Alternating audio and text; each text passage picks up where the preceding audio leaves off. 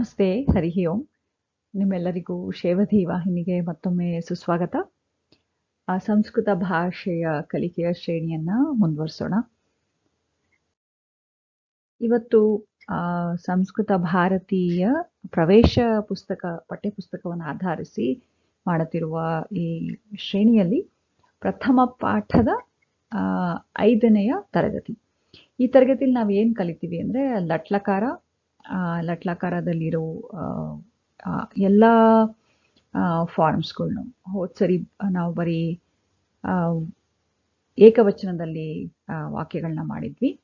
ಈ ಸರಿ ಲಟ್ಲಕಾರದಲ್ಲಿರುವ ಎಲ್ಲ ರೂಪಗಳನ್ನ ತಿಳ್ಕೊಳ್ಳೋಣ, ಮತ್ತೆ ಅದನ್ನು ಉಪಯೋಗಿಸ್ಕೊಂಡು ಸರಳ ವಾಕ್ಯಗಳನ್ನು ಮಾಡೋಣ, ಮತ್ತೆ ಒಂದು ಕಥೆಯನ್ನು ಕೂಡ ನೋಡೋಣ. ಎಂದಿನಂತೆ ಪ್ರಾರ್ಥನೆಯ ಜೊತೆಗೆ ನಮ್ಮ ತರಗತಿಯನ್ನ ಪ್ರಾರಂಭ ಮಾಡೋಣ. ವಕ್ರತುಂಡ ಮಹಾಕಾಯ ಕೋಟಿ ಸೂರ್ಯ ಸಮಪ್ರಭಾ ನಿರ್ವಿಘ್ನಂ ಕುರು ಮೇ ದೇವ ಸರ್ವಕಾರ್ಯೇಷು ಸರ್ವದಾ. ಸರಸ್ವತಿ ನಮಸ್ತುಭ್ಯಂ ವರದೇ ಕಾಮರೂಪಿಣಿ ವಿದ್ಯಾರಂಭಂ ಕರಿಷ್ಯಾಮಿ ಸಿದ್ಧಿರ್ಭವತು ಮೇ ಸದಾ. ವಾಗರ್ಥಾವಿವ ಸಂಪೃಕ್ತೌ ವಾಗರ್ಥ ಪ್ರತಿಪತ್ತಯೇ ಜಗತಃ ಪಿತರೌ ವಂದೇ ಪಾರ್ವತೀ ಪರಮೇಶ್ವರೌ. ಗುರುರ್ಬ್ರಹ್ಮ ಗುರುರ್ವಿಷ್ಣುಃ ಗುರುರ್ದೇವೋ ಮಹೇಶ್ವರಃ. ಗುರುಃ ಸಾಕ್ಷಾತ್ ಪರಬ್ರಹ್ಮ ತಸ್ಮೈ ಶ್ರೀ ಗುರವೇ ನಮಃ. ಓಂ ಸಹನಾ ಭವತು ಸಹನೌ ಭುನಕ್ತು ಸಹ ವೀರ್ಯಂ ಕರವಾವಹೈ ತೇಜಸ್ವಿನಾವಧೀತಮಸ್ತು ಮಾ ವಿದ್ವಿಷಾವಹೈ. ಓಂ ಶಾಂತಿ ಶಾಂತಿ ಶಾಂತಿ. ಹರಿ ಓಂ. ಶ್ರೀ ಗುರುಭ್ಯೋ ನಮಃ. ಹರಿ ಓಂ. ಇತಃ ಪರ್ಯಂತಂ, ಇಲ್ಲಿ ತನಕ ನಾವು ಏನೇನು ಕಲ್ತಿದ್ವಿ ಅಂತ ಜಸ್ಟ್ ಕ್ವಿಕ್ ರೀಕ್ಯಾಪ್. ವರ್ಣಮಾಲಾ, ಸಂಸ್ಕೃತದಲ್ಲಿರುವ ಸ್ವರ, ವ್ಯಂಜನ ಮತ್ತೆ ಸಂಯುಕ್ತಾಕ್ಷರಗಳನ್ನು ನೋಡಿದ್ವಿ. ಅಯೋಗಗಳು ಕೂಡ ಯಾವುದು ಅಂತ ನೋಡಿದ್ವಿ. ಆಮೇಲೆ ಉಚ್ಚಾರಣ ಸ್ಥಾನಗಳು, ಉಚ್ಚಾರಣೆ ಸ್ಥಾನ ಯಾಕೆ ತುಂಬ ಮುಖ್ಯ ಅಂತ ಕೂಡ ನಾವು ನೋಡಿದ್ವಿ. ಯಾಕಂದರೆ ಅದು ಹೇಳಬೇಕಾದ್ರೆ ಮಹಾಪ್ರಾಣ ಆಗ್ಬೋದು, ಅಲ್ಪಪ್ರಾಣ ಆಗ್ಬಹುದು. ಕೆಲವು ಅಕ್ಷರಗಳು, ಈಗ ಸ, ಶ, ಶ, ಈ 3 ಶಬ್ದಗಳು ಬೇರೆ ಬೇರೆ ಥರ ಬರಬೇಕು. ಈಗ ಶಿವಾಗೂ ವಿಷ್ಣುಗೂ ಆ ಶ ಇದೆಯಲ್ಲ, ಆ ಒಂದು ಸೌಂಡು ಬೇರೆ ಆಗಬೇಕು. ಇಟ್ ಇಸ್ ನಾಟ್, ಎರಡಕ್ಕೂ ನಾವು ಒಂದೇ ಉಚ್ಚಾರಣೆ ಸ್ಥಾನದ ಬಗ್ಗೆ ನಾವು ಗಮನ ಕೊಡದೆ ಹೋದರೆ ಶಿವ ಮತ್ತು ವಿಷ್ಣು ಎರಡು ಒಂದೇ ತರಹ ಕೇಳುತ್ತೆ, ಶ ಅಲ್ವಾ. ಅದು ಶಿವ ಅನ್ನೋದು ನಿಮ್ಮ ನಾಲಿಗೆ ತುದಿ ಸ್ವಲ್ಪ ನಾಲಿಗೆ ಹಲ್ಲಿನ ಹಿಂಭಾಗಕ್ಕೆ ಟಚ್ ಆಗುತ್ತೆ. ಆದರೆ ವಿಷ್ಣುಲಿರೋ ಶ ಹೇಳಬೇಕಾದ್ರೆ ನಿಮ್ಮ ನಾಲಿಗೆ ತುದಿ ಮೇಲಿನ ಬಾಯಿನ ಮೇಲ್ಭಾಗ, ಅದಕ್ಕೆ ಹಾರ್ಡ್ ಪ್ಯಾಲೆಟ್ ಅಂತ ಹೇಳ್ತೀವಲ್ಲ, ಆ ಮಧ್ಯಭಾಗದಲ್ಲಿ ಟಚ್ ಆಗಬೇಕು. ಆವಾಗ ನಿಮಗೆ ಆ ಸರಿಯಾದ ಸೌಂಡ್ ಬರುತ್ತೆ. ಶಿವ ವಿಷ್ಣು. ಓಕೆ, ಅದನ್ನು ನೀವು ಗಮನದಲ್ಲಿಟ್ಕೊಳ್ಳಿ. ಆಮೇಲೆ ಗುಣಿತಾಕ್ಷರಗಳು ಮತ್ತು ಸಂಯುಕ್ತಾಕ್ಷರಗಳು ಯಾವುದು ಅಂತ ತಿಳ್ಕೊಂಡ್ವಿ. ಮತ್ತು ಪದದಲ್ಲಿ ಯಾವ ಥರ ಇದೆ, ಸುಬಂತ ಮತ್ತು ತಿಗಂತ. ಸುಬಂತ ಅಂದರೆ ಏನಿಲ್ಲ, ನಾಮಪದ ಆಗುತ್ತೆ.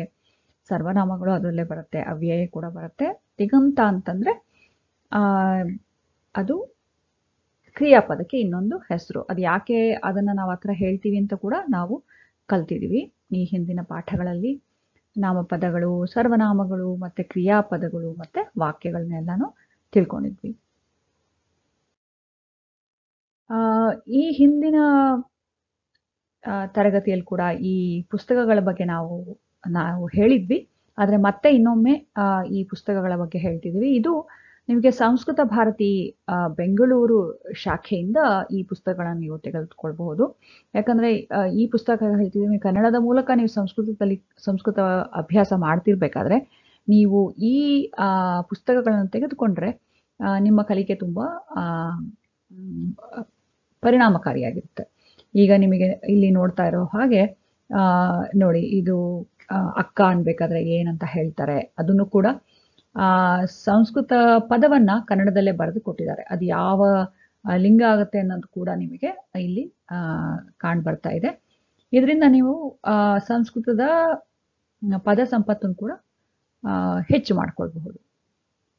ಇದು ಕನ್ನಡ ಸಂಸ್ಕೃತ ಕೋಶ ಅಂತ ಇದು ಒಂದು ಪುಸ್ತಕಗಳನ್ನ ನೀವು ಖಂಡಿತ ಖರೀದಿ ಮಾಡಿ ಅಂತ ನಾನು ಹೇಳಕ್ಕೆ ಇಷ್ಟಪಡ್ತೀನಿ. ಅದು ಬಿಟ್ರೆ ನೆಕ್ಸ್ಟ್ ಇನ್ನೊಂದಿದೆ, ಕನ್ನಡ ಸಂಸ್ಕೃತ ಕ್ರಿಯಾಪದ ಕೋಶ ಅಂತ.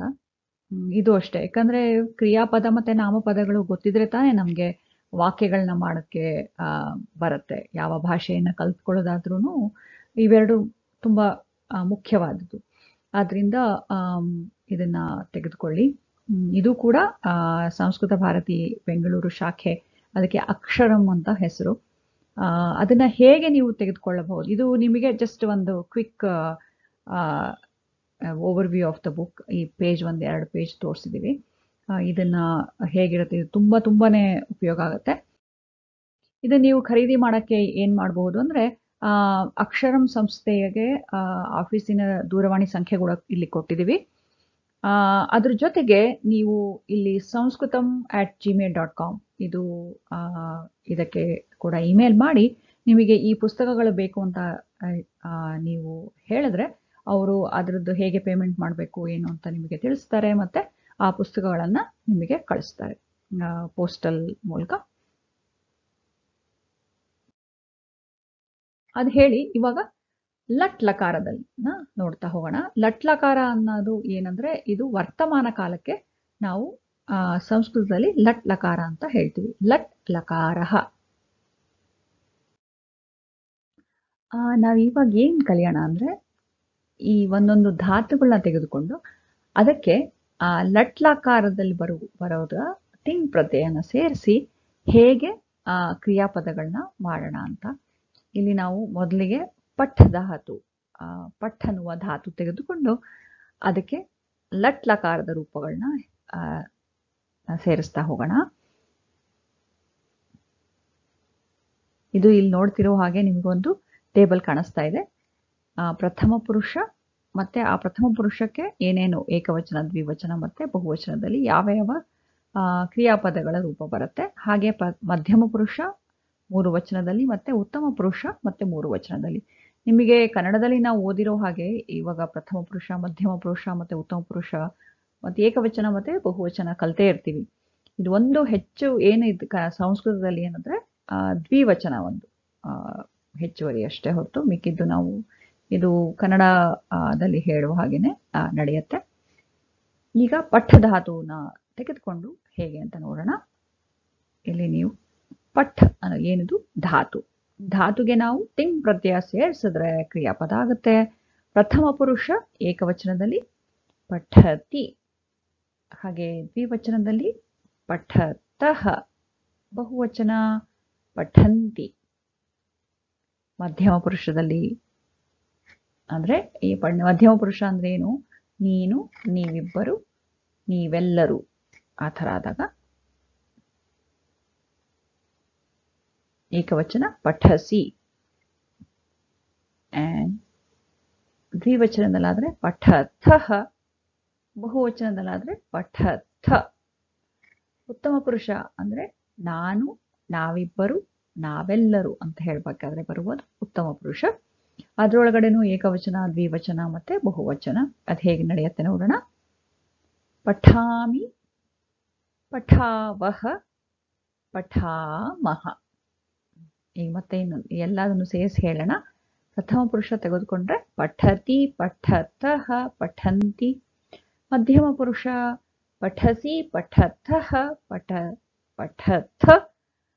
ಉತ್ತಮ ಪುರುಷದಲ್ಲಿ ಪಠಾಮಿ, ಪಠಾವಹ, ಪಠಾಮಹ.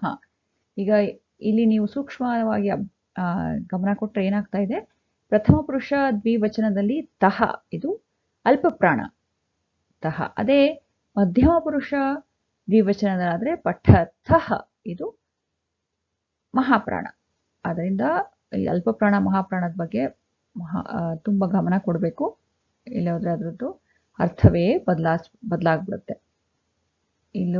ಇದು ಪಠತಿ ನಾಟ್ ಪಠತಿ, ಆಯ್ತಾ. ಇಲ್ಲಿ ಪಠತಃ ಪ್ರಥಮ ಪುರುಷ ದ್ವಿವಚನಕ್ಕಾದ್ರೆ, ಅದೇ ಮಧ್ಯಮ ಪುರುಷ ದ್ವಿವಚನಕ್ಕಾದ್ರೆ ಪಠತಃ, ಆಯ್ತಾ. ಈಗ ಇನ್ನೊಂದು ಧಾತುನ ತೆಗೆದುಕೊಂಡು ಅದನ್ನೇ ಲಟ್ಲಕಾರದಲ್ಲಿ ಪ್ರಯೋಗ ಮಾಡೋಣ. ಇದು ಭೂಧಾತು. ನಾವು ತುಂಬಾ ಕೇಳ್ತೀವಿ ಈ ಒಂದು ಭವತಿ, ಭವಾಮಿ, ಆ ಒಂದು ಈಗ ಕೆಲವು ಶ್ಲೋಕಗಳಲ್ಲಿ ಕೂಡ ಇದನ್ನ ನೀವು ಕೇಳಿರ್ತೀರಾ. ಇದು ಹೇಗೆ ನಡೆಯುತ್ತೆ ನೋಡೋಣ. ಧಾತು ಭೂ ಆದ್ರೆ ಇದು ನಡಿಬೇಕಾದ್ರೆ ಹೇಗೆ ನಡೆಯುತ್ತೆ?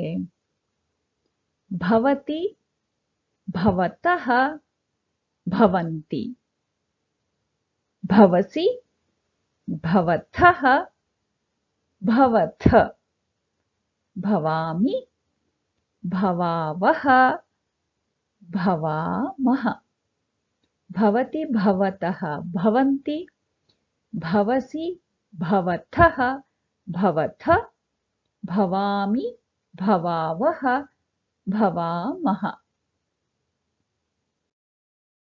ಇನ್ನೊಂದು ನೋಡೋಣ. ಯಾಕಂದ್ರೆ ಬೇರೆ ಬೇರೆ ಧಾತುವನ್ನ ತೆಗೆದುಕೊಂಡು ನಾವು ಲಟ್ಲಕಾರದ ಅಥವಾ ವರ್ತಮಾನ ಕಾಲದ ಕ್ರಿಯಾಪದಗಳ ರಚನೆ ಮಾಡ್ತಾ ಇದ್ದೀವಿ.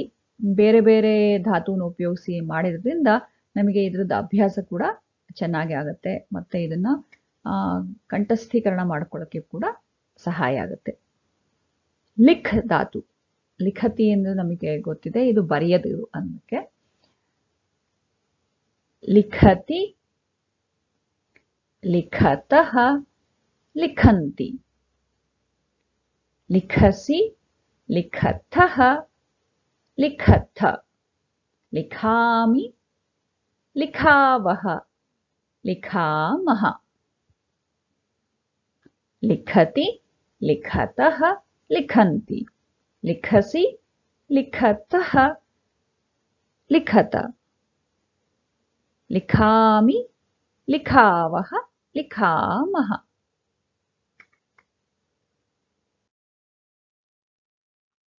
ನೀವು ಕೇಳ್ಬೋದು, ಇವಾಗೆಲ್ಲ ಒಂದು 3-4 ಪದಗಳನ್ನ ನೋಡಿದ್ವಿ, ಆದರೆ ಇದನ್ನ ಸುಲಭವಾಗಿ ಜ್ಞಾಪಕ ಇಟ್ಕೊಳ್ಳೋಕೆ ಏನಾದರೂ ಇದೆಯಾ ಅಂತ. ಖಂಡಿತವಾಗಿದೆ. ಈ ಒಂದು ಟೇಬಲ್ ಈಗ ನೋಡ್ತಾ ಇದ್ದೀರಲ್ಲ, ಇದ್ರೊಳಗಡೆ ಬರೀ ಪ್ರತ್ಯಯಗಳನ್ನ ಕೊಟ್ಟಿದೆ. ಇದ್ರ ಜೊತೆಗೆ ಯಾವ ಧಾತುನ ಹಾಕೊಂಡ್ರೆ ಅದನ್ನ ಈಸಿಯಾಗಿ ನೀವು ಕ್ರಿಯಾಪದಗಳನ್ನ ಮಾಡ್ತಾ ಹೋಗ್ಬೋದು. ಇದು ನೀವು ನೋಡಿದ ಹಾಗೆ ಪ್ರಥಮ ಪುರುಷ ಏಕವಚನ, ದ್ವಿವಚನ ಮತ್ತೆ ಬಹುವಚನ, ಹಾಗೆ ಇದು ಮಧ್ಯಮ ಪುರುಷಕ್ಕೆ ಮತ್ತು ಇದು ಉತ್ತಮ ಪುರುಷಕ್ಕೆ ಆಗತ್ತೆ. ಈಗ ನೋಡೋಣ. ತಿ ತಹ ಅಂತಿ, ಸಿ ಥಹ ಥ, ಆಮಿ ಆವಹ ಆಮಹ. ಸೊ ಇದನ್ನ ನೀವು ಜ್ಞಾಪಕದಲ್ಲಿ ಇಟ್ಕೊಂಡ್ರೆ ಅಥವಾ ಕಂಠಸ್ಥೀಕರಣ ಮಾಡಿದ್ರೆ, ನೀವು ಯಾವ ಧಾತುನ ಕೊಟ್ಟರು ಕೂಡ ಲಟ್ಲಕಾರದಲ್ಲಿ ಈ ಧಾತುಗೆ ಹೇಳಿ ಅಂತಂದ್ರೆ ನೀವು ಪಟಪಟ ಅಂತ ಹೇಳ್ತಾ ಹೊಟ್ಟೋಗ್ಬಿಡ್ಬೋದು.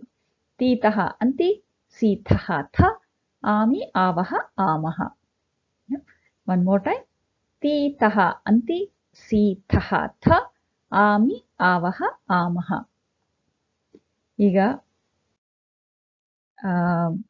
ವಾಕ್ಯಗಳನ್ನ ಮಾಡ್ಕೊ ಹೋಗೋಣ. ಸೊ ಈಗ ಪುಲ್ಲಿಂಗದಲ್ಲಿ ತಗೊಳ್ಬೇಕಾದ್ರೆ ಇಲ್ಲೂ ಅಷ್ಟೇ. ಯಾಕೆ ಇದನ್ನ ಕೊಟ್ಟಿದ್ದೀವಿ ಅಂತಂದ್ರೆ ಸುಲಭವಾಗಿ ಜ್ಞಾಪಕ ಇಟ್ಕೊಳ್ಳೋಕೆ ಅಕಾರದಲ್ಲಿ ಕೊನೆಗೊಳ್ಳುವ ನಾಮಪದಗಳು ಮಾತ್ರ ನಾವು ತಗೋತಾ ಇದ್ದೀವಿ. ಅಹ, ಔ, ಆಹ ಹೇಗೆ ಬರ್ದಿದ್ದೀವಿ ಈಗ? ರಾಮಃ, ರಾಮೌ, ರಾಮಾಹ. ಸೊ ಇವಾಗ ಅಕಸ್ಮಾತ್ ಕೃಷ್ಣ ಅಂತ ತಗೋತೀರಾ ಅನ್ಕೊಳ್ಳಿ, ಅವಾಗ್ಲೂ ಅಷ್ಟೇ. ಕೃಷ್ಣ ಅಂದ್ರೆ ಒಬ್ಬ ಕೃಷ್ಣ ಅನ್ಬೇಕಾದ್ರೆ ಕೃಷ್ಣ ಅಂತೀವಿ. ಅದೇ ಇಬ್ರು ಕೃಷ್ಣರಿದ್ದಾರೆ ಅಂತ ಹೇಳಿದ್ರೆ ಅವಾಗ ಏನ್ ಹೇಳ್ತೀವಿ? ಕೃಷ್ಣೌ ಅಂತ ಹೇಳ್ತೀವಿ. ತುಂಬಾ ಕೃಷ್ಣ ಇದ್ರೆ ಏನಾಗುತ್ತೆ? ಕೃಷ್ಣಾಹ. ಆಯ್ತಾ? ಶಿವಃ, ಅದು ಶಿವ ಸೇಮ್ ಥಿಂಗ್ ಆಗುತ್ತೆ. ಶಿವಃ, ಶಿವೌ, ಶಿವಾಹ. ಅದೇ ಸ್ತ್ರೀಲಿಂಗದಲ್ಲಿ ತಗೊಂಡ್ರೆ ಏನಾಗುತ್ತೆ? ಆ, ಏ, ಆಹ. ಈಗ ರಮಾ ಅಂತ ತಗೋತೀವಿ ಅನ್ಕೊಳ್ಳಿ, ಅವಾಗ ಏನಾಗುತ್ತೆ? ರಮಾ ಅಂದ್ರೆ ಒಬ್ಳು ರಮಾ ಅಂತ. ಇಬ್ರು ರಮ ಇದ್ರೆ ಏನಾಗುತ್ತೆ? ರಮೇ. ಇಬ್ರಿಗಿಂತ ಜಾಸ್ತಿ ರಮ ಅಂತ ಇದ್ರೆ ರಮಾಹ. ಹಾಗೆ ಸೀತಾ ಅಂತ ತಗೊಂಡ್ರೆ ಏನಾಗುತ್ತೆ? ಸೀತಾ, ಸೀತೆ, ಸೀತಾಹ ಹಾಗಾಗುತ್ತೆ. ಅದೇ ನಪುಂಸಕಲಿಂಗ ತಗೊಂಡ್ರೆ ಅಂ, ಎ, ಆನಿ ಅಥವಾ ಆಣಿ. ಅದು ಇದು ಯಾವಾಗ ನೀ ಬರುತ್ತೆ, ಯಾವಾಗ ನ ಬರುತ್ತೆ ಅದನ್ನ ಮುಂದೆ ನೋಡೋಣ. ಈಗ ಸದ್ಯಕ್ಕೆ ಇದನ್ನ ಜ್ಞಾಪಕ ಇಟ್ಕೊಳ್ಳಿ. ಈಗ ಫಲ ಅಂತ ಶಬ್ದ ತಗೊಂಡ್ರೆ ನಿಮ್ಗೆ ಗೊತ್ತಿರೋ ಹಾಗೆ ಹಣ್ಣು, ಫಲಂ ಅಂತ, ಅದು ನಪುಂಸಕಲಿಂಗ ಆಗುತ್ತೆ. ಒಂದು ಫಲ ಇದೆ ಅನ್ಬೇಕಾದ್ರೆ ಫಲಂ ಅಂತೀವಿ. ಅದೇ ಎರಡಿದ್ರೆ ಫಲೇ. ಆಮೇಲೆ ತುಂಬಾ ಇದೆ ಅನ್ಬೇಕಾದ್ರೆ ಫಲಾನಿ ಅಂತ ಹೇಳ್ತೀವಿ. ಅದೇ ಪತ್ರ ಅಂದ್ರೆ ಎಲೆ ಅಂತ ತಗೊಂಡ್ರೆ ಏನಾಗುತ್ತೆ? ಪತ್ರಂ, ಪತ್ರೇ, ಪತ್ರಾಣಿ ಹಾಗೆ ಆಗುತ್ತೆ. ಆಮೇಲೆ ಕ್ರಿಯಾಪದದ ತಗೊಂಡು ಲಟ್ಲಾಕಾರದಲ್ಲಿ ತಗೊಂಡ್ರೆ ಇವಾಗಲೇ ನೀವು ಕಲ್ತಿರೋ ಹಾಗೆ ತೀತಃ ಅಂತಿ, ಸೀತಃ ಥ, ಆಮಿ, ಆವಹ, ಆಮಹ. ನಾವ್ ಯಾಕೆ ಈ ಒಂದು ಪುಟದಲ್ಲಿ ಇದನ್ನೆಲ್ಲ ಕೊಟ್ಟಿದೀವಿ ಅಂತಂದ್ರೆ, ಇದನ್ನು ಉಪಯೋಗಿಸ್ಕೊಂಡು ಇದನ್ನೊಂಥರ ನಿಮ್ಗೆ ರೆಡಿ, ಒಂಥರ ಕ್ಯೂ ಕೊಟ್ಟ ಹಾಗೆ ಇದನ್ನ ಪಕ್ಕದಲ್ಲಿ ಇಟ್ಕೊಂಡು ಇದನ್ನ ನೀವು ಮೆಮರೈಸ್ ಮಾಡಿಬಿಟ್ರೆ ನಿಮಗೆ ಯಾವುದೇ ಒಂದು ಪದ ವಾಕ್ಯ ರಚನೆ ಮಾಡಬೇಕು ಈ ಪದಗಳನ್ನ ಉಪಯೋಗಿಸಿ, ನಾಮಪದ ಮತ್ತು ಜೊತೆಗೆ ಕ್ರಿಯಾಪದ ಅಂತ ಹೇಳಿದ್ರೆ ಇದನ್ನ ನೀವು ಜ್ಞಾಪಕದಲ್ಲಿ ಇಟ್ಕೊಂಡ್ರೆ ನೀವು ಯಾವುದೇ ವಾಕ್ಯನ ಮಾಡಬೇಕು ಅಂದ್ರೂ ತುಂಬಾ ಸುಲಭವಾಗಿ ಮಾಡಬಹುದು. ಈಗ ಕೆಲವು ಉದಾಹರಣೆಗಳನ್ನ ನೋಡ್ತಾ ಹೋಗೋಣ. ಈಗ ನೋಡಿ, ಈಗ ಮತ್ತೆ ನಿಮಗೆ ಹೇಳಿದಾಗೆ ಇದನ್ನ ನಾವು ಪಕ್ಕದಲ್ಲಿ ಕೊಟ್ಟಿರ್ತೀವಿ. ಯಾಕಂದ್ರೆ ನೀವು ಇದನ್ನ ನೋಡಿ, ಈ ಟೇಬಲ್ನ ನೋಡಿ, ಈ ಚಿತ್ರನ ನೋಡಿ, ಅದಕ್ಕೆ ಒಂದಕ್ಕೊಂದು ತಾಳೆ ಮಾಡಿ ನೀವು ಈ ಶ್ಲೋಕನ ಈ ವಾಕ್ಯನ ನೀವು ಸುಲಭವಾಗಿ ಮಾಡಬಹುದು. ಇಲ್ಲಿ ಏನಾಗ್ತಾ ಇದೆ ನೀವು ನೋಡ್ತಿರೋ ಹಾಗೆ, ಒಬ್ಬ ಹುಡುಗ ಇದ್ದಾನೆ, ಅವನು ಏನ್ ಮಾಡ್ತಾ ಇದ್ದಾನೆ? ಓದ್ತಾ ಇದ್ದಾನೆ ಅಲ್ವಾ? ಸೊ ಏನಂತ ಹೇಳ್ಬೇಕು ಹುಡುಗಂಗೆ? ಬಾಲಕಃ ಅಥವಾ ಬಾಲಹ ಅಂತ ಹೇಳ್ತೀವಿ. ಎಷ್ಟು ಜನ ಇದ್ದಾರೆ ಇಲ್ಲಿ? ಈ ಮೊದಲನೆಯ ಚಿತ್ರದಲ್ಲಿ ಒಂದೇ ಒಂದು ಹುಡುಗ ಇದ್ದಾನೆ, ಒಂದು ಪುಸ್ತಕ ಓದ್ತಾ ಇದ್ದಾನೆ.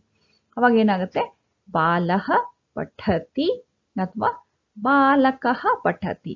ನೀವು ಬಾಲಕ ಅಂತ ಗೊತ್ತು, ಸೊ ಏನಾಯ್ತು? ಇದು ಪುಲ್ಲಿಂಗ ಅಂತ ಗೊತ್ತು, ಅದಕ್ಕೋಸ್ಕರ ಏನಾಗುತ್ತೆ? ಬಾಲಕಃ. ಸೊ ಅಹ, ಯಾಕಂದ್ರೆ ಇದು ಸಿಂಗ್ಯುಲರ್ ಅಲ್ವಾ, ಅಂದ್ರೆ ಏಕವಚನ, ಆದ್ರಿಂದ ಅದೇನಾಗುತ್ತೆ? ಬಾಲಕಃ ಅಥವಾ ಬಾಲಹ ಅಂತ ಕೂಡ ಹೇಳಬಹುದು. ಆಮೇಲೆ ಪಠಧಾತು, ಅದು ನಾವು ವರ್ತಮಾನ ಕಾಲದಲ್ಲಿ ಹೇಳ್ಬೇಕಾದ್ರೆ ಏನಾಗುತ್ತೆ? ಪಠತಿ. ಯಾಕೆ ಪಠತಿ? ಯಾಕೆ ಇದು ಪಠಂತಿ ಆಗಲ್ಲ? ಯಾಕಂದ್ರೆ ಇದು ಪ್ರಥಮ ಪುರುಷ ಆಯ್ತು. ಯಾವುದೋ ಒಂದು ಹುಡುಗ ಅನ್ನೋದು ಪ್ರಥಮ ಪುರುಷ ಆಗುತ್ತೆ. ಅದು ಒಬ್ಬನೇ ಒಬ್ಬ ಇರೋದ್ರಿಂದ ತಿ ಬರುತ್ತೆ, ಅದರಿಂದ ಅದು ಪಠತಿ ಆಗುತ್ತೆ. ಅದೇನಾಯ್ತು? ಈ ಒಂದು ಚಿತ್ರಕ್ಕೆ ನೀವು ಒಂದು ವಾಕ್ಯವನ್ನ ರಚನೆ ಮಾಡಬೇಕು ಅಂದ್ರೆ ಇವೆರಡ ನೀವು ಗಮನ ಕೊಟ್ಟಾಗ ಆ ವಾಕ್ಯ ಏನಾಗುತ್ತೆ? ಬಾಲಹ ಪಠತಿ ಅಂತ. ಆಮೇಲೆ ಈಗ ಎರಡನೇ ಚಿತ್ರ ನೋಡೋಣ. ಇಲ್ಲೇನಾಗ್ತಾ ಇದೆ? ಇಬ್ರು ಹುಡುಗರಿದ್ದಾರೆ ಅಂಡ್ ಪುಸ್ತಕಗಳನ್ನ ಓದ್ತಾ ಇದ್ದಾರೆ. ಈಗ ಬಾಲಹ ಇಬ್ರು ಹುಡುಗರು. ನಮ್ಮ ಕನ್ನಡದಲ್ಲಾದ್ರೆ ಹುಡುಗರು ಓದುತ್ತಿದ್ದಾರೆ ಅಂದ್ಬಿಡ್ತೀವಿ. ಆದ್ರೆ ಇಲ್ಲಿ ಸಂಸ್ಕೃತದಲ್ಲಿ ದ್ವಿತೀಯ ವಚನ ಕೂಡ ಇರೋದ್ರಿಂದ ದ್ವಿವಚನದಲ್ಲಿ ನಾವು ಇದನ್ನ ಪ್ರಯೋಗ ಮಾಡಬೇಕಾಗುತ್ತೆ. ದ್ವಿವಚನದಲ್ಲಿ ಏನಾಯ್ತು? ಬಾಲೌ ಅಂತ ಆಗುತ್ತೆ. ಬಾಲೌ ಏನಾಯ್ತು? ಇಬ್ರು ಇದ್ದಾರೆ, ಅದು ಓದ್ತಾ ಇದ್ದಾರೆ. ಅಗೇನ್ ಇದು ಪ್ರಥಮ ಪುರುಷ ಆಗುತ್ತೆ. ಇಬ್ರು ಓದ್ತಿದ್ದಾರೆ ಅನ್ಬೇಕಾದ್ರೆ ತಹ ಆಯ್ತು. ಏನದು? ಪ್ರತ್ಯಯ ತಹ ಆಗುತ್ತೆ. ಪಠತಃ. ಆದ್ರಿಂದ ಏನಾಯ್ತು? ಬಾಲೌ ಪಠತಃ ಆಯ್ತಾ?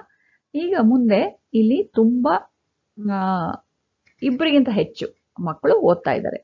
ಇಲ್ಲಿ ನೀವು ಒಂದು ಗಮನಿಸ್ಬೋದು, ಹುಡುಗರು ಕೂಡ ಇದ್ದಾರೆ, ಹುಡುಗಿಯರು ಕೂಡ ಇದ್ದಾರೆ. ಸೊ ನೀವು ಹೇಳ್ಬೋದು ಬಾಲಹ ಅಂತಂದ್ರೆ ಹುಡುಗ ಅಂತ ಹೇಳಿದ್ರಿ, ಅದೇ ಬಾಲಕಃ ಅಂದ್ರೂ ಹುಡುಗ ಆಗ್ಬೋದು. ಬಟ್ ಇಲ್ಲಿ ನಾವು ಏನ್ ಮಾಡ್ಬೇಕು? ಈಗ ಮೂರು ಜನ ಹುಡುಗಿರ್ ತರ ಕಾಣ್ತಿದ್ದಾರೆ, ಒಬ್ಬ ಹುಡುಗನ್ ತರ ಕಾಣ್ತಿದ್ದಾರೆ ಅಂತ. ಸಂಸ್ಕೃತದಲ್ಲಿ ಒಂದಿದೆ ಸಮೂಹ. ಯಾವ ಸಮೂಹದಲ್ಲಿ ಈಗ ಪುಲ್ಲಿಂಗ ಮತ್ತೆ ಪುಲ್ಲಿಂಗ ಸ್ತ್ರೀಲಿಂಗ ಇದ್ರೂ ಕೂಡ ಆ ಒಂದು ಸಮೂಹ ಅಥವಾ ವೃಂದವಾಗಿ ತಗೊಂಡಾಗ ಅಲ್ಲಿ ನಾವು ಪುಲ್ಲಿಂಗವನ್ನೇ ಉಪಯೋಗಿಸ್ತೀವಿ. ಆದ್ರಿಂದ ಇಲ್ಲಿ ಬಾಲಹ ಅಂತಾನೆ ಉಪಯೋಗಿಸೋಣ. ಅದೇ ಬಾಲಕಃ ಅಂತ ಹೇಳಲ್ಲ, ಬಾಲಃ ಅಂತಾನೆ ಹೇಳ್ತೀವಿ. ಆದ್ರೆ ಇದೆಲ್ಲ ಗ್ರೂಪಲ್ಲಿ ಇದೆಲ್ಲ ಮಕ್ಕಳು ಅನ್ನೋ ತರ ಒಂದು ಅರ್ಥದಲ್ಲಿ ಉಪಯೋಗ ಆಗುತ್ತೆ. ಅವಾಗ ಏನಾಗುತ್ತೆ ಇಲ್ಲಿ ಇದು ಬಹುವಚನ ಆಯಿತು. ಆದ್ರಿಂದ ಇದನ್ನ ಪುಲ್ಲಿಂಗ ಅಂತಾನೆ ತಗೋತಿದ್ದೀವಿ ಅಂತ ಹೇಳ್ತಾ ಇದ್ದೀನಿ. ಅಥವಾ ನೀವು ಸ್ತ್ರೀಲಿಂಗ ಅಂತ ತಗೊಂಡ್ರು ಕೂಡ ಇಲ್ಲಿ ಏನು ತೊಂದರೆ ಇಲ್ಲ, ಯಾಕಂದ್ರೆ ಇವೆರಡೂ ಆಹ ಆಹ ಅಂತಾನೆ ಬರುತ್ತೆ. ಆದ್ರೆ ನೀವು ತಿಳ್ಕೊಳ್ಳಿ, ಸಮೂಹವಾಗಿ ತಗೊಂಡಾಗ ಪುಲ್ಲಿಂಗ ಅರ್ಥದಲ್ಲಿ ನಾವು ಪ್ರಯೋಗ ಮಾಡ್ತೀವಿ. ಆದ್ರಿಂದ ಇಲ್ಲಿ ಏನಾಗುತ್ತೆ, ಬಾಲಾಹ ಇಲ್ಲಿ ಪ್ರಥಮ ಪುರುಷ ಬಹುವಚನದಲ್ಲಿ ಏನಾಗುತ್ತೆ, ಪಠ್ ಪ್ಲಸ್ ಅಂತಿ, ಸೊ ಏನಾಗುತ್ತೆ, ಪಠಂತಿ ಆಗುತ್ತೆ. ಆದ್ರಿಂದ ಈ ಮೂರನೆಯ ಚಿತ್ರಕ್ಕೆ ವಾಕ್ಯ ನಮ್ಗೆ ಏನ್ ಬರುತ್ತೆ, ಬಾಲಾಹ ಪಠಂತಿ ಅಂತ. ಹಾಗೆ ನೆಕ್ಸ್ಟ್ ಬಂದು ನೋಡೋಣ. ಇಲ್ಲಿ ಏನಾಗ್ತಾ ಇದೆ, ಕುದುರೆ ಓಡ್ತಾ ಇದೆ. ಓಡೋದಕ್ಕೆ ಏನಂತೀವಿ, ಧಾವತಿ ಅಂತೀವಿ. ಇಲ್ಲಿ ಒಂದು ಅಶ್ವ ಇರೋದ್ರಿಂದ ಅಥವಾ ಒಂದು ಕುದುರೆ ಇರೋದ್ರಿಂದ ಅಶ್ವಃ ಧಾವತಿ. ಈಗ ಎರಡನೇ ಚಿತ್ರದಲ್ಲಿ ಎರಡು ಕುದುರೆಗಳ ನಡೆ ಓಡ್ತಾ ಇವೆ, ಆದ್ರಿಂದ ಅದು ಅಶ್ವಃ. ಅಗೇನ್ ಇದು ಅಕಾರಾಂತ ಪುಲ್ಲಿಂಗ ಆಗಿರೋದ್ರಿಂದ ಪುಲ್ಲಿಂಗದಲ್ಲಿ ದ್ವಿವಚನ ಆಗ್ಬೇಕಾದ್ರೆ ಏನ್ ಬರುತ್ತೆ, ಔ ಅಂತ ಪ್ರತ್ಯಯ ಅಶ್ವಕ್ಕೆ ಜಾಯಿನ್ ಆಗುತ್ತೆ. ಅದರಿಂದ ಅಶ್ವೌ. ಅದು ಓಡ್ಬೇಕಾದ್ರೆ ಇದು ಮತ್ತೆ ಅಗೇನ್ ಪ್ರಥಮ ಪುರುಷ ಅಂಡ್ ಇದು ಇಬ್ರು ಇದೆ, ಎರಡು ಕುದುರೆಗಳಿದೆ, ಅದರಿಂದ ತಹ ಬರಬೇಕು, ಧಾವತಃ. ಆದ್ರಿಂದ ಈ ಒಂದು ಎರಡನೆಯ ಚಿತ್ರಕ್ಕೆ ಏನಾಗುತ್ತೆ ವಾಕ್ಯ, ಅಶ್ವೌ ಧಾವತಃ. ಮೂರನೇದಲ್ಲಿ ಎರಡಕ್ಕಿಂತ ಹೆಚ್ಚಿದೆ, ಆದ್ರಿಂದ ಅಶ್ವಾಹ ಧಾವಂತಿ ಅಂತ ಆಗುತ್ತೆ. ಅಶ್ವೌ ಧಾವತಿ, ಅಶ್ವೌ ಧಾವತಃ, ಅಶ್ವಾಹ ಧಾವಂತಿ ಅಂತ. ಮುಂದೆ ನೋಡೋಣ. ಇಲ್ಲಿ ಏನ್ ಮಾಡ್ತಾ ಇದ್ದಾನೆ, ಒಂದು ಎಗೇನ್ ಒಂದು ಹುಡುಗ ಇದ್ದಾನೆ, ಆಟ ಆಡ್ತಾ ಇದ್ದಾನೆ ಅಲ್ವಾ.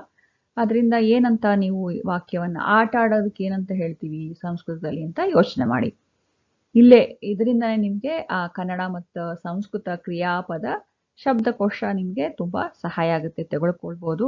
ಇಲ್ಲದೆ ಹೋದ್ರೆ ಆನ್ಲೈನ್ ಡಿಕ್ಷನರಿ ಕೂಡ ಬಂದಿದೆ, ಅದನ್ನು ನಾನು ಈ ಹಿಂದೆ ಹೇಳಿದ್ವಿ.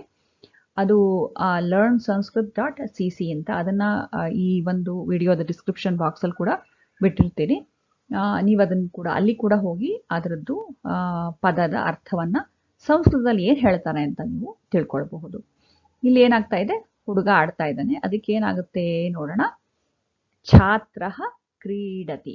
ನಾವೇನಂತಿದ್ವಿ ಇಲ್ಲಿ, ಛಾತ್ರ ಅಂತ ಯಾಕೆ ಯೂಸ್ ಮಾಡಿದ್ವಿ, ಈಗ ನಮ್ಮ ಪದ ಸಂಪತ್ತನ್ನ ಹೆಚ್ಚುತ್ತಾ ಹೋಗ್ತೀವಿ. ಈಗ ಹುಡುಗ ಬಾಲಹ ಬಾಲಕಃ ಅಂತೆಲ್ಲ ನೋಡಿದೀವಿ. ಇದು ಒಂದು ಶಾಲೆಯಲ್ಲಿ ಕಲಿಯುವ ಮಗು ಅಂತಂದ್ರೆ ಏನಂತೀವಿ, ಶಿಷ್ಯ ಅಥವಾ ಛಾತ್ರ, ಸ್ಟೂಡೆಂಟ್ ಅಂತ. ಅದಕ್ಕೆ ಛಾತ್ರ ಅಂತ ಹೇಳ್ತೀವಿ. ಛಾತ್ರ ಕ್ರೀಡತಿ. ಇಲ್ಲಿ ಇಬ್ಬರಿದ್ದಾರೆ, ಆಟ ಆಡ್ತಾ ಇದ್ದಾರೆ. ಅವಾಗ ಏನಾಗುತ್ತೆ, ಅಗೇನ್ ಗ್ರೂಪಲ್ಲಿ ಇರುವಾಗ ಇದು ಹುಡುಗ ಹುಡುಗಿ ಅಂತ ಆಗಲ್ಲ, ಛಾತ್ರ ಇಲ್ಲಿ ಪುಲ್ಲಿಂಗ ಅರ್ಥದಲ್ಲಿ ತಗೋತೀವಿ.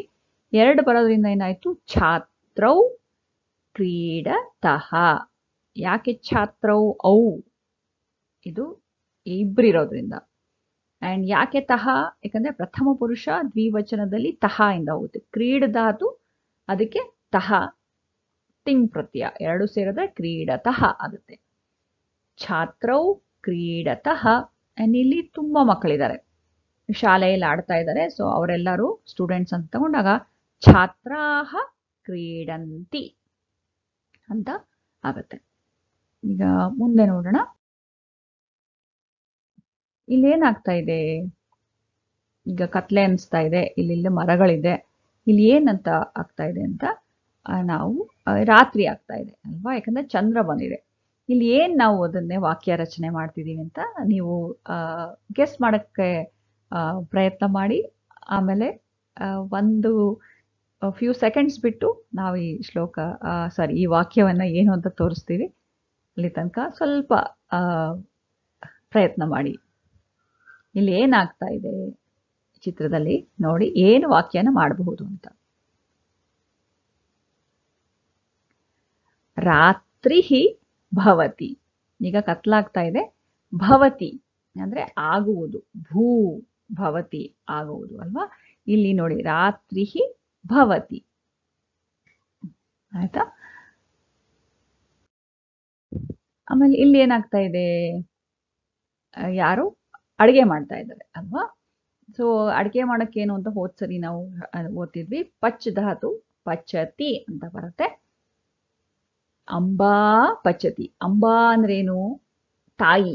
ತಾಯಿಗೆ ಜನನಿ ಅಂತ ಕೂಡ ಒಂದು ಪದ ಇದೆ, ಅಂಬಾ ಅಂತ ಕೂಡ ಪದ ಇದೆ. ಸಂಸ್ಕೃತದಲ್ಲಿ ಅದರದ್ದು ಅರ್ಥ ಏನಾಗುತ್ತೆ ಅಂದ್ರೆ ತಾಯಿ. ಅಂಬಾ ಪಚತಿ. ಇಲ್ಲಿ ನಾವು ಇಬ್ರು ತಾಯಿಯಂದ್ರು ಅಂತ ಹೇಳ್ಬೇಕಾದ್ರೆ ಏನಾಗುತ್ತೆ, ಸ್ತ್ರೀಲಿಂಗದ ನೋಡ್ಬೇಕೀಗ. ಯಾಕಂದ್ರೆ ಅಂಬಾ ಅನ್ನೋ ವರ್ಡು ಸ್ತ್ರೀಲಿಂಗ. ಆದ್ರಿಂದ ಇದು ಅಂಬಾ, ಇಬ್ರಾದ್ರೆ ಅಂಬೆ ಆಗತ್ತೆ. ಆಯ್ತಾ? ಅಂಬಾ ಅಂದ್ರೆ ಹಸು ಅಂಬಾ ಅಲ್ಲ, ಇಲ್ಲಿ ಸ್ತ್ರೀಲಿಂಗದ ಅಂಬಾ ಅಂದ್ರೆ ಸಂಸ್ಕೃತ ಪದ ತಾಯಿ ಅನ್ನೋ ಒಂದು ಅರ್ಥ. ಇದು ಇಬ್ರಿರೋದ್ರಿಂದ ಇಲ್ಲಿ ಏನಾಗುತ್ತೆ, ಅಂಬಾ, ಅಂಬೆ, ಅಂಬಾಹ. ದ್ವಿವಚನದಲ್ಲಿ ಇದು ಅಂಬೆ ಆಗುತ್ತೆ. ಅಂಬೆ ಪಚತಃ. ಯಾಕೆ ಪಚತಃ? ಯಾಕಂದ್ರೆ ಇದು ಪ್ರಥಮ ಪುರುಷ ದ್ವಿವಚನ.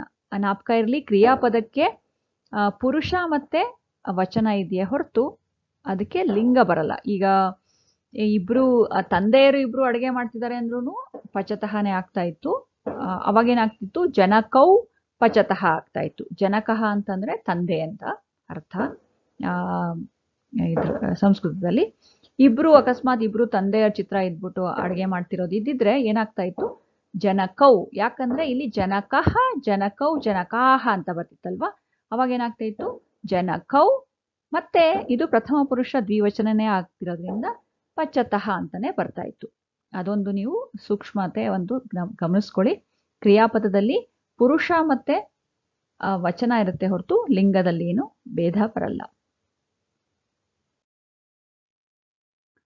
ಈಗ ಈ ಒಂದು ಚಿತ್ರದಲ್ಲಿ ಏನ್ ಕಾಣಿಸ್ತಾ ಇದೆ, 3 ಜನ ಅಡುಗೆ ಮಾಡ್ತಾ ಇದ್ದಾರೆ. ಹಿಂದಿನ ಒಂದು ನಾವು ಉದಾಹರಣೆನ ಮುಂದುವರಿಸ್ತಾ ಹೋದ್ರೆ, ಇವರೆಲ್ಲರೂ ತಾಯಂದಿರು ಅಡುಗೆ ಮಾಡ್ತಿದ್ದಾರೆ ಅಂತ ತಗೊಂಡ್ರೆ ಏನಾಗುತ್ತೆ, ತಾಯಿಗೆ ಏನಂತೀವಿ, ಅಂಬಾ ಅಂತೀವಿ. ಇಲ್ಲಿ 3 ಜನ ಇರೋದ್ರಿಂದ ಸ್ತ್ರೀಲಿಂಗದಲ್ಲಿ ಬಹುವಚನಕ್ಕೆ ಏನು ಸುಪ್ರತ್ಯಯ ಬೇಕು, ಆಹ ಆಗುತ್ತೆ. ಅವಾಗ ಏನಾಗುತ್ತೆ, ಅಂಬಾಹ ಆಗುತ್ತೆ. ಅದೇ ಪ್ರಥಮ ಪುರುಷ ಆಯಿತು, ಇದು ಬಹುವಚನ ಬರಬೇಕು. ಅದರಿಂದ ಏನಾಗುತ್ತೆ, ಅಂತಿ ಅಂತ ಎಂಡ್ ಆಗಬೇಕು ಕ್ರಿಯಾಪದದಲ್ಲಿ. ಅವಾಗ ಏನಾಗುತ್ತೆ, ಪಚ್ಚಿಗೆ ಅಂತಿ ಶುರು ಆದ್ರೆ ಪಚಂತಿ ಅಂತ ಆಗತ್ತೆ. ಅದರಿಂದ ಈ ಒಂದು ಚಿತ್ರಕ್ಕೆ ಸರಿಯಾದ ವಾಕ್ಯ ಏನಾಯಿತು, ಅಂಬಾಹ ಪಚಂತಿ ಅಂತ ಆಗುತ್ತೆ. ಈಗ ಮುಂದಿನ ಒಂದು ಚಿತ್ರ ನೋಡೋಣ. ಇಲ್ಲಿ ಏನಾಗ್ತಾ ಇದೆ, ಇಲ್ಲಿ ಇಬ್ರು ಹುಡುಗಿರು ನೃತ್ಯ ಮಾಡ್ತಾ ಇದ್ದಾರೆ. ಇಬ್ರು ಹುಡುಗಿರು, ಹುಡುಗಿ ಏನಕ್ಕೆ ಬಾಲಿಕಾ ಅನ್ಬೋದು ಅಥವಾ ಬಾಲಾ ಅನ್ಬೋದು. ಈಗ ಬಾಲಿಕಾ ಅನ್ನೋ ಒಂದು ಪದವನ್ನು ತಗೊಂಡ್ರೆ ಇಬ್ರು ಇರೋದ್ರಿಂದ ಏನಾಗುತ್ತೆ ಅಂತ ನೀವು ನೋಡ್ಬೇಕು ಅಂತಂದ್ರೆ, ಇವಾಗ ಈ ಒಂದು ನಾಮಪದದ ಒಂದು ಇಲ್ಲಿ ಒಂದು ಟೇಬಲ್ ಇಟ್ಕೊಂಡಿದೀವಲ್ಲ, ಅಲ್ಲಿ ನೋಡಿ ಸ್ತ್ರೀಲಿಂಗ ಆಯ್ತು. ಅದು ಬಾಲಿಕಾ ಅಂದ್ರೆ ಏಕವಚನ ಆಯ್ತು. ಇಬ್ರು ಇರೋದ್ರಿಂದ ಏನಾಗುತ್ತೆ, ಬಾಲಿಕೆ ಆಗತ್ತೆ. ಬಾಲಿಕಾ ಪ್ಲಸ್ ಎ, ಬಾಲಿಕೆ ಆಗುತ್ತೆ. ಅದರಿಂದ ಇವರು ಇಬ್ರು ನೃತ್ಯ ಮಾಡ್ತಿದ್ದಾರೆ. ನೃತ್ಯಕ್ಕೆ ಏನಂತೀವಿ, ನೃತ್ ಧಾತು ಆಗುತ್ತೆ. ಅದು ಇಲ್ಲಿ ಹುಡುಗಿರು, ಅದರಿಂದ ಪ್ರಥಮ ಪುರುಷ ಆಯ್ತು. ಇಬ್ರು ಇರೋದ್ರಿಂದ ನೃತ್ಯತಃ ಆಗುತ್ತೆ. ಬಾಲಿಕೆ ನೃತ್ಯತಃ. ಆದ್ರಿಂದ ಇಲ್ಲಿ ಏನಾಯ್ತು, ಇದಕ್ಕೆ ವಾಕ್ಯ ಬಾಲಿಕೆ ನೃತ್ಯತಃ. ಈಗ ಇಬ್ಬರಿಗಿಂತ ಜಾಸ್ತಿ ಇದ್ರೆ ಏನಾಗ್ತಾ ಇತ್ತು, ಬಾಲಿಕಾಹ ನೃತ್ಯಂತಿ ಆಗ್ತಾ ಇತ್ತು.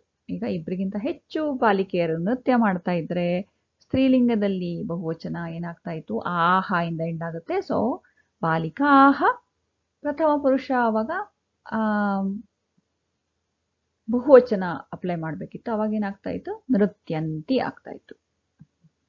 ಹಾಗೇನೆ ನೀವು ಈ ಚಿತ್ರಗಳನ್ನ ನೋಡಿದಾಗ ಅಥವಾ ಈಗ ನೀವು ಪುಸ್ತಕದಲ್ಲಿ ಏನೋ ಓದ್ತಾ ಇರ್ಬೇಕಾದ್ರೆ ಕನ್ನಡ ಒಂದು ವಾಕ್ಯ ಸಿಕ್ಕಾಗ ಅದನ್ನ ಸಂಸ್ಕೃತಕ್ಕೆ ಅನುವಾದ ಮಾಡಕ್ಕೆ ಪ್ರಯತ್ನ ಮಾಡಿ. ಈಗ ಸದ್ಯಕ್ಕೆ ನಾವು ಬರೀ ಅಕಾರ ಅಂತ ಅಂದ್ರೆ ಅನ್ನೋ ಪದದಿಂದ ಕೊನೆಗೊಳ್ಳುವ ನಾಮಪದಗಳನ್ನ ಮತ್ತೆ ಸರ್ವನಾಮ ಮಾತ್ರ ನೋಡ್ತಾ ಇದ್ದೀವಿ. ಈ ಒಂದು ಪ್ರತ್ಯಯಗಳಿದೆಯಲ್ಲ, ಅದು ಬೇರೆ ಆಗ್ತಾ ಹೋಗುತ್ತೆ. ನೀವು ಮುಂದೆ ನಾವು ನೋಡ್ತೀವಿ, ಎಕ್ಸ್ಕ್ಯೂಸ್ ಮೀ, ಮುಂದೆ ನಾವು ನೋಡ್ತೀವಿ ಕೆಲವು ಪದ.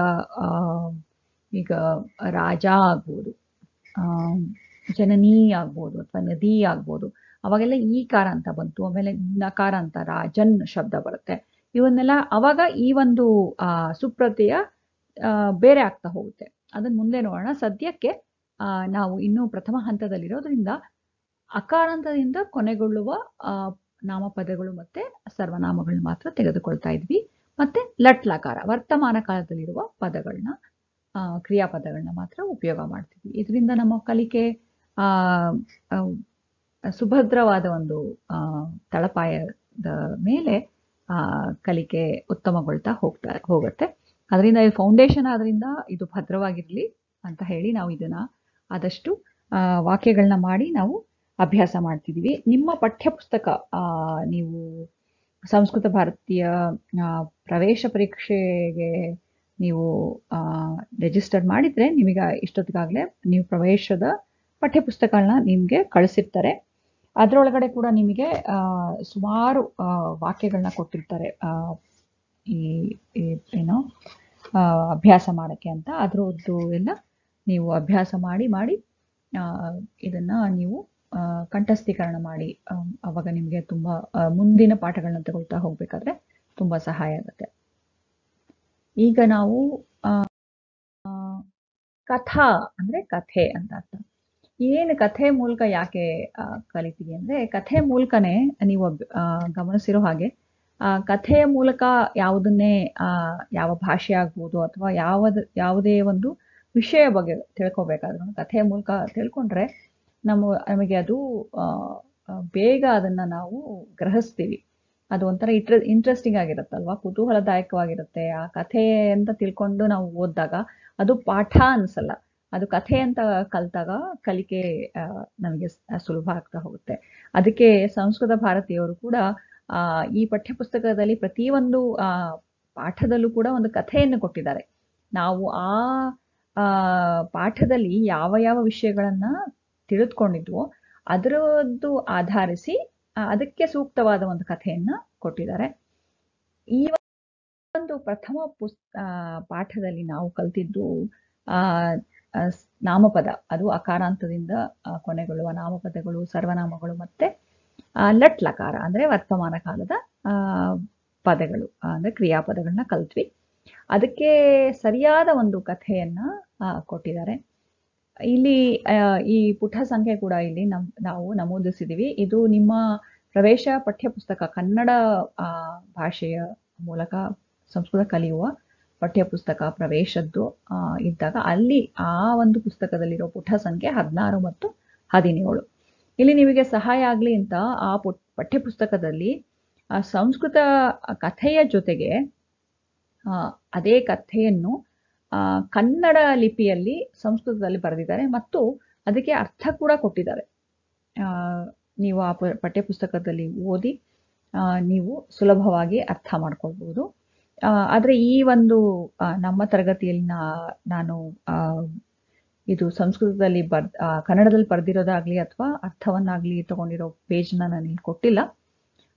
ಇಲ್ಲಿ ನಾನು ವಿವರಣೆಯಲ್ಲಿ ಮಾಡ್ತೀನಿ. ಆದರೆ ಆದಷ್ಟು ನೀವು ಮುಂಚಿನಿಂದನೂ ಸಂಸ್ಕೃತದಲ್ಲೇನೆ ಓದುವುದನ್ನ ಅಭ್ಯಾಸ ಮಾಡ್ತಾ ಹೋಗಿ. ಹೌದು, ನೀವು ಕನ್ನಡ ಲಿಪಿಯಲ್ಲಿ ಸಂಸ್ಕೃತವನ್ನು ಬರೆದುಕೊಂಡು ಓದಿದ್ರೆ ಸುಲಭ ಆಗುತ್ತೆ. ಆದರೆ ಅದೊಂಥರ ನಿಮಗೆ ಅದು ಟ್ರೈನಿಂಗ್ ವೀಲ್ ತರ ಆಗ್ಬಿಡ್ಬಾರ್ದು. ಯಾಕಂದ್ರೆ ಅದನ್ನ ಆಮೇಲೆ ಅದು ಬಿಟ್ಟು ಬರೀ ಸಂಸ್ಕೃತದಲ್ಲಿ ಓದೋದು ಒಂದು ತೊಂದರೆ ಆಗೋಕ್ಕೆ ಸಾಧ್ಯತೆ ಇದೆ ಆ ತರ ಮಾಡಿದ್ರೆ. ಆದ್ರಿಂದ ಆದಷ್ಟು ಸಂಸ್ಕೃತ ಲಿಪಿಯನ್ನು, ನೀವು ಹಿಂದಿ ಗೊತ್ತಿದ್ರೆ ಸಂಸ್ಕೃತದ ಲಿಪಿಯನ್ನು ಕಲಿಯೋದೇನು ಕಷ್ಟ ಆಗಲ್ಲ. ಅದರಿಂದ ಸಂಸ್ಕೃತ ಲಿಪಿಯನ್ನು ಕಲ್ತ್ಬಿಡಿ. ಮತ್ತೆ ಅದರದ್ದು ಕಾಗುಂತ ಕಲ್ತು ಆದಷ್ಟು ಸಂಸ್ಕೃತ ಭಾಷೆಯಲ್ಲಿಯೇ ಓದುವುದನ್ನ ಈಗಿಂದನೇ ರೂಢಿ ಮಾಡ್ಕೊಳ್ಳಿ ಅಂತ ನನ್ನ ಮನವಿ. ಈ ಒಂದು ಪ್ರಥಮ ಪಾಠದಲ್ಲಿರುವ ಕಥೆಯ ಶೀರ್ಷಿಕೆ ಏನು ಅಂದ್ರೆ ಬುದ್ಧಿಮಾನ್ ಶಿಷ್ಯ ಅಂದ್ರೆ ಬುದ್ಧಿವಂತ ಶಿಷ್ಯ. ಕಾಶೀನಗರೇ ಏಕಃ ಪಂಡಿತಃ ವಸತಿ ಅಂದ್ರೆ ಕಾಶಿನಗರದಲ್ಲಿ ಒಬ್ಬ ಪಂಡಿತನು ವಾಸಿಸುತ್ತಿದ್ದಾನೆ. ಇದು ವಸತಿಗೆ, ಇದು ವರ್ತಮಾನ ಕಾಲದಿರೋದು. ವಸ್ ಧಾತು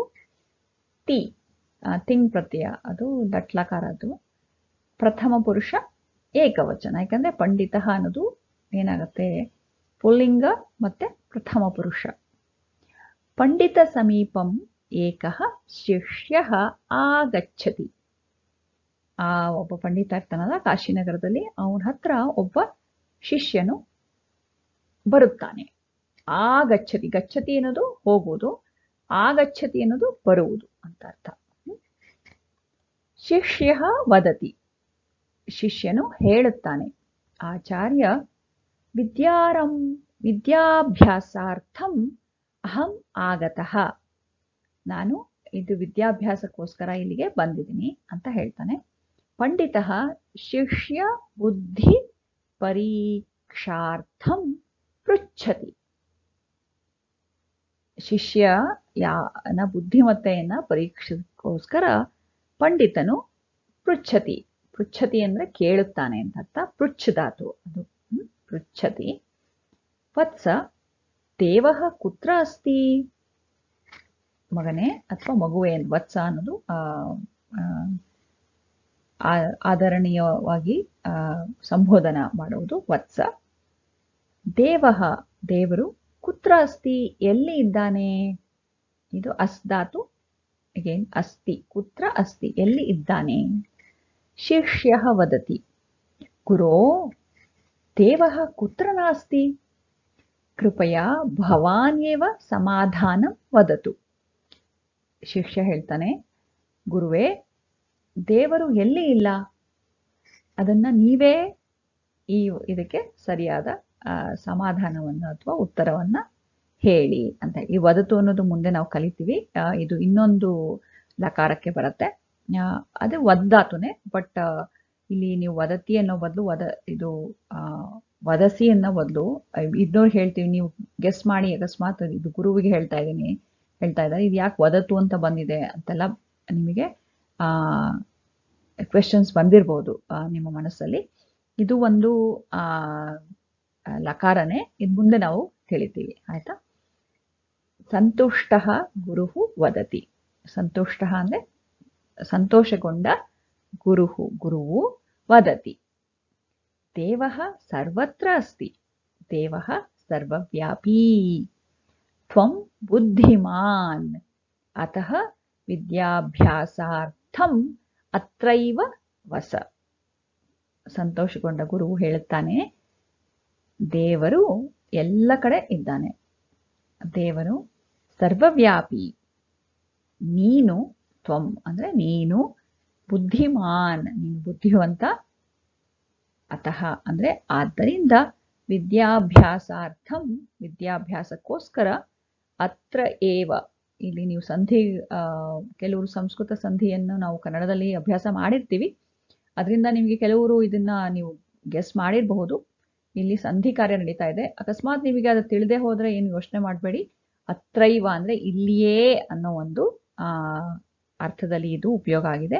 ಅತ್ರೈವ ವಸ, ಇಲ್ಲಿಯೇ ಇರು ಅಂತ ಶಿಷ್ಯರಿಗೆ, ವಿದ್ಯಾಭ್ಯಾಸಕ್ಕೋಸ್ಕರ ಬಂದಿರುವ ಶಿಷ್ಯನನ್ನು ಕುರಿತು ಗುರುವು ಹೇಳ್ತಾರೆ, ಆಯ್ತಾ. ಇವಾಗ ನೀವು ಇದನ್ನ 1-2 ಸರಿ 3 ಸರಿ ಓದಿ ಅಭ್ಯಾಸ ಮಾಡಿದಾಗ ನಿಮಗೆ ಇದನ್ನ ಓದುವಾಗ ಏನು ಹಿಡಿತ ಇಲ್ದೇನೆ, ಅಂದ್ರೆ ಫ್ಲೂಯೆಂಟ್ ಆಗಿ ನೀವು ಓದಕ್ಕೆ ಸಹಾಯ ಆಗುತ್ತೆ. ಅಭ್ಯಾಸ ಮಾಡಿ ಮತ್ತೆ ಮತ್ತೆ. ಅಕಸ್ಮಾತ್ ನಿಮಗೆ ಸಂಸ್ಕೃತ ಲಿಪಿ ಹೊಸದಾಗಿದ್ರೆ ಸ್ವಲ್ಪ ನಿಧಾನ ಅನಿಸ್ಬಹುದು ಓದಬೇಕಾದ್ರೆ, ಆದರೆ ನೀವು ಪ್ರಯತ್ನ ಮಾಡಿ 2-3 ಸರಿ ಓದಿ. ಕಾಶೀನಗರೇ ಏಕಃ ಪಂಡಿತಃ ವಸತಿ, ಪಂಡಿತ ಸಮೀಪಂ ಏಕಃ ಶಿಷ್ಯಃ ಆಗಚ್ಚತಿ, ಶಿಷ್ಯಃ ವದತಿ ಆಚಾರ್ಯ ವಿದ್ಯಾಭ್ಯಾಸಾರ್ಥಂ ಅಹಂ ಆಗತಃ, ಪಂಡಿತಃ ಶಿಷ್ಯ ಬುದ್ಧಿ ಪರೀಕ್ಷಾರ್ಥಂ ಪೃಚ್ಛತಿ. ವತ್ಸ ದೇವಃ ಕುತ್ರ ಅಸ್ತಿ, ಶಿಷ್ಯಃ ವದತಿ ಗುರೋ ದೇವಃ ಕುತ್ರ ನಾಸ್ತಿ, ಕೃಪಯಾ ಭವಾನ್ ಏವ ಸಮಾಧಾನಂ ವದತು.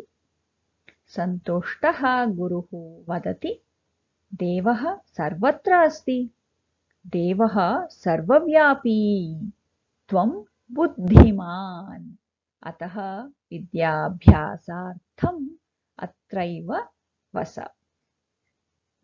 ಹೀಗೆ ನೀವು ಓದ್ತಾ ಓದ್ತಾ ನಿಮಗೂ ಸರಳವಾಗಿ, ಸುಲಭವಾಗಿ, ನಿರರ್ಗಳವಾಗಿ ಓದುವುದಕ್ಕೆ ಆಗುತ್ತೆ.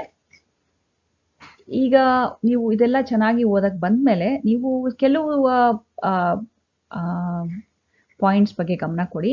ಇಲ್ಲಿ ನೀವು ಪಂಡಿತಃ ವಸತಿ, ನೀವು ಇದನ್ನು ಯೋಚನೆ ಮಾಡಿ. ಅಕಸ್ಮಾತ್ ಇಲ್ಲಿ ಇಬ್ಬರು ಪಂಡಿತರಿದ್ರೆ ಏನಾಗ್ತಿದ್ದಿರಬಹುದು. ಈಗ ನಾವು ಈ ಪಾಠದಲ್ಲಿ ಹಿಂದೆ ನಾವು ಏನೇನು ಕಲ್ತ್ವಿ ಅಲ್ಲ, ಅದನ್ನ ನೀವು ಆ ಒಂದು ಕಲಿಕೆಯನ್ನ ಈ ಕಥೆಗೆ ಮತ್ತೆ ಪ್ರಯೋಗ ಮಾಡೋದಕ್ಕೆ ಪ್ರಯತ್ನ ಪಡಿ.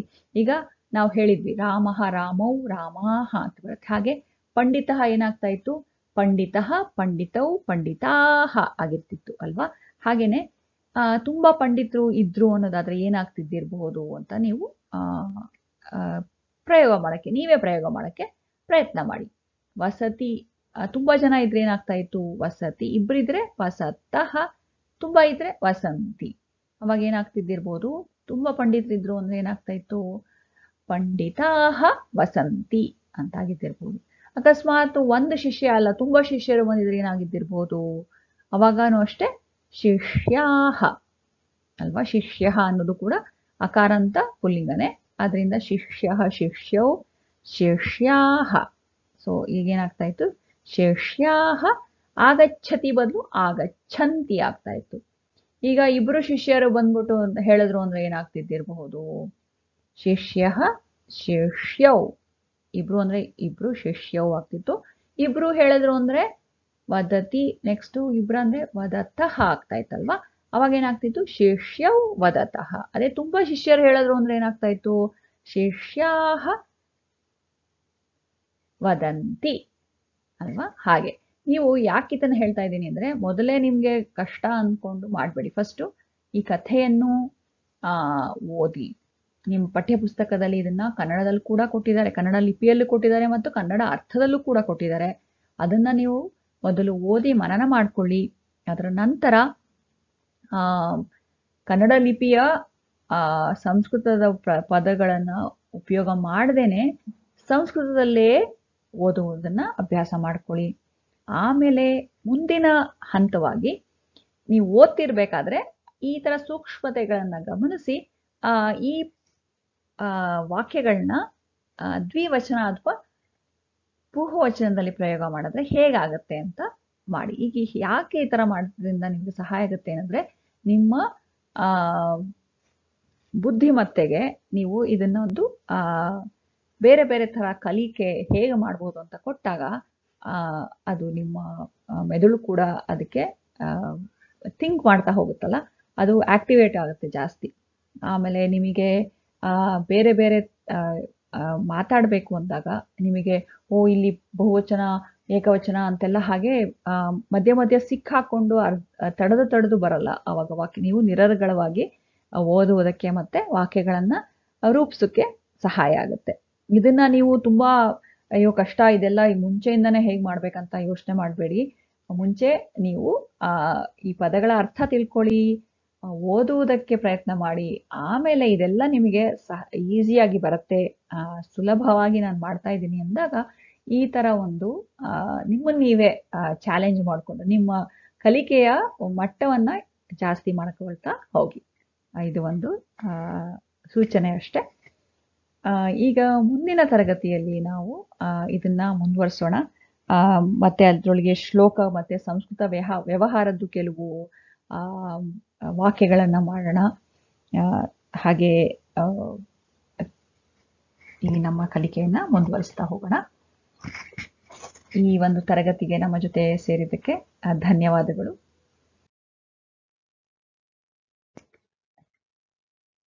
ಈ ತರಗತಿಯನ್ನ ಮುಕ್ತಾಯಗೊಳಿಸೋಕ್ ಮುಂಚೆ ಶಾಂತಿ ಮಂತ್ರವನ್ನ ಹೇಳೋಣ.